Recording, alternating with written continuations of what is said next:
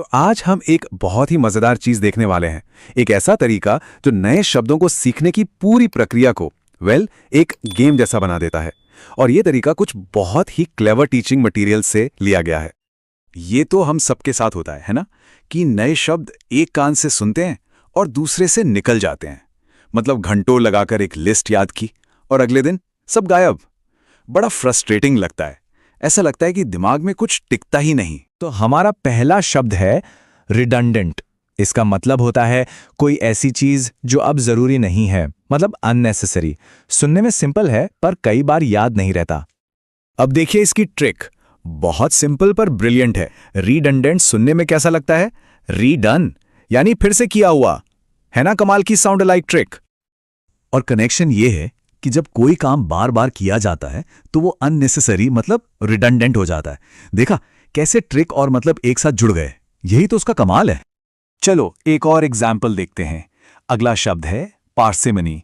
इसका मतलब है बहुत ज्यादा किफायत से रहना, या कह सकते हैं कंजूसी। और इसकी ट्रिक भी उतनी ही मजेदार है। पार्सिमनी को दो हिस्सों में तोड़कर सोचिए, पर्स और मनी। दिमाग में तुरंत एक इमेज बन जाती है ना? कनेक्शन बिल्कुल साफ है। जो इंसान अपने पर्स में रखे मनी को लेकर बहुत सावधान हो, वो कैसा होगा? किफायती, यानी पार्सिमोनियस। एकदम सीधा, सिंपल और यादगार। ओके, एक लास्ट एग्जाम्पल देखते हैं। शब्द है कंडेम। इसका मतलब होता है किसी की जोरदार निंदा करना। अब इसकी ट्रिक थोड़ी अलग है। ये आवाज पर नहीं बल्कि एक जाने पहचाने कॉन्सेप्ट पर बेस्ड है, अदालत की अवमानना। और लॉजिक ये है कि अगर कोई कोर्ट का कंटेम्प्ट करता है तो कोर्ट उस इंसान को कंडेम करेगी, उसकी निंदा करेगी। ये एक बहुत पावरफुल कनेक्शन है क्योंकि ये एक पहले से पता हुए आइडिया को इस्तेमाल कर रहा है। अपना निमोनिक बनाना ना बहुत आसान है। स्टेप 1, कोई मुश्किल शब्द उठाओ। स्टेप 2, देखो क्या उसे तोड़ सकते हैं। स्टेप 3, एक हुक ढूंढो। क्या वो किसी और शब्द जैसा लगता है? क्या उससे कोई इमेज दिमाग में आती है? और फाइनली स्टेप 4, उस हुक को लेकर एक छोटी सी सिली सी कहानी बना दो। याद रखना, कहानी जितनी अजीब होगी उतनी अच्छे से याद रहेगी। ओनरस। ओनरस का मतलब होता है कोई ऐसा काम जिसमें बहुत ज्यादा मेहनत लगे, मतलब कष्टदायक। अब इसे याद रखने की ट्रिक बहुत ही सरल है। ओनरस सुनने में ओनर प्लस रेंट जैसा लगता है। तो देखिए यहां हमने इसे कैसे तोड़ा है। ओनरस को हमने जोड़ दिया ओनर प्लस रेंट से।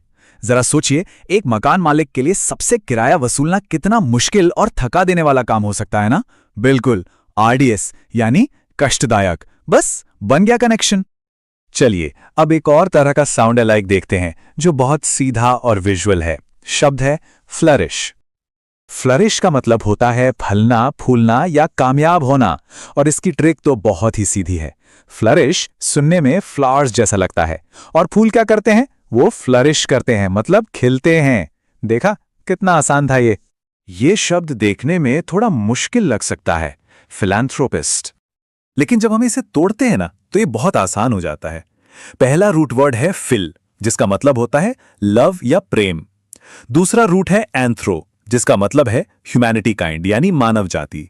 तो दोनों को मिलाकर क्या बना? A lover of humanity kind यानी परोपकारी। एक और उदाहरण देखते हैं। रिवाइव का मतलब है पुनर्जीवित करना।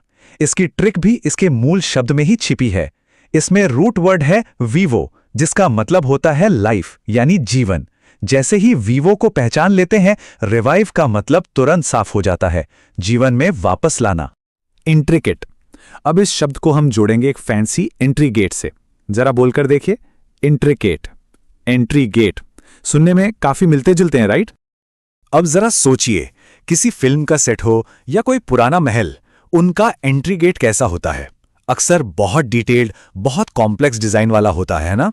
तो बस कनेक्शन बन गया। क्योंकि एंट्री गेट जटिल होता है, इसलिए एंट्री गेट का मतलब हुआ कॉम्प्लेक्स। चलिए अगला शब्द है असिस्ट। ये सुनने में बिल्कुल असिस्टेंट जैसा लगता है। और एक असिस्टेंट का मेन काम क्या होता है? मदद करना यानी हेल्प करना। तो असिस्ट का मतलब सीधा सीधा हो गया हेल्प। देखा कितना सिंपल था। तो देखो ये ट्रिक्स मोटी मोटी दो तरह की होती हैं। एक तो है साउंड बेस्ड, मतलब आवाज पर आधारित, जैसे अभी हमने असिस्ट और असिस्टेंट वाला देखा। और दूसरी होती है स्टोरी बेस्ड। इसमें हम शब्द को एक छोटी सी कहानी या किसी फेमस चीज से जोड़ते हैं, जैसे एंडेवर शब्द को कार से जोड़ना। स्टोरी बेस्ड ट्रिक का एक जबरदस्त एग्जाम्पल है शब्द एंडेवर। बस फोर्ड एंडेवर कार को दिमाग में लाइए। अब ये एक ऐसी गाड़ी है जिसे खरीदने के लिए भाई बहुत मेहनत और जोरदार कोशिश करनी पड़ती है। तो बात साफ है, एंडेवर कार खरीदने के लिए एक सीरियस अटेम्प्ट यानी प्रयास लगता है। इसीलिए एंडेवर शब्द का मतलब ही है अटेम्प्ट। अच्छा, अगला शब्द देखते हैं, ओब्लिगेटरी। इसको याद रखने के लिए हम इसे सरकार के कोई नया कानून बनाने वाले सीन से जोड़ सकते हैं। देखो, जब सरकार किसी चीज को लीगल कर देती है, मतलब कानून बना देती है, तो वो सबके लिए मैंडेटरी यानी अनिवार्य हो जाती है। बस यहीं से ऑब्लिगेटरी का मतलब निकलता है मैंडेटरी। अब एक और बहुत ही क्रिएटिव ट्रिक, शब्द है ग्लोरियस।